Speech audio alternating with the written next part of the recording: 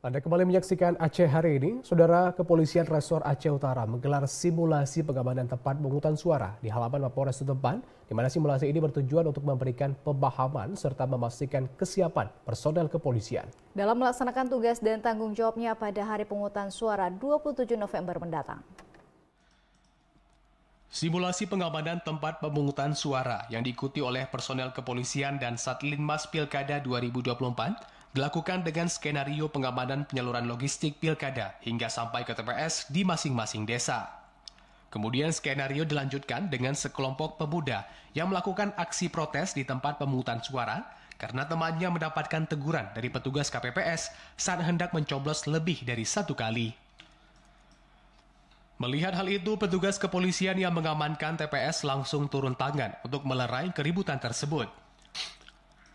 Setelah melalui berbagai mekanisme termasuk melaporkan kejadian tersebut ke pimpinan, serta mengerahkan tim patroli rayon dan samapta, akhirnya petugas kepolisian berhasil melerai keributan yang terjadi dan masyarakat yang sebelumnya melakukan protes akhirnya pulang ke rumah masing-masing. Kapolres Aceh Utara AKBP Nanang Indra Bakti mengatakan, simulasi ini bertujuan untuk memberikan pemahaman serta memastikan kesiapan personel kepolisian dalam melaksanakan tugas dan tanggung jawabnya pada hari pemungutan suara 27 November mendatang. Dalam kesempatan tersebut, personel kepolisian yang akan bertugas untuk mengamankan TPS juga melakukan sesi tanya-jawab dengan pihak KIP dan Panwasli Aceh Utara terkait pelaksanaan pemungutan suara serta pola pencegahan jika terjadi hal-hal yang tidak diinginkan.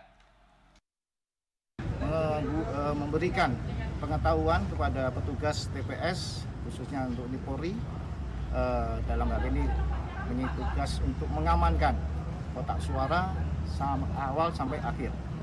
Jadi biar mengerti, jadi petugas mengerti tugas dan tanggung jawabnya dan sampai hasil pemungutan suara tersebut. Kapolres Aceh Utara menyebutkan seluruh personel telah siap melakukan pengamanan seluruh tahapan Pilkada 2024 agar situasi aman, damai, dan kondusif. Dirinya menghimbau masyarakat untuk memilih calon kepala daerah sesuai dengan pilihan masing-masing, serta menghindari perbuatan yang mengarah ke dalam tindak pidana. Dari Aceh Utara, Fajar Siddiq, TVRI melaporkan.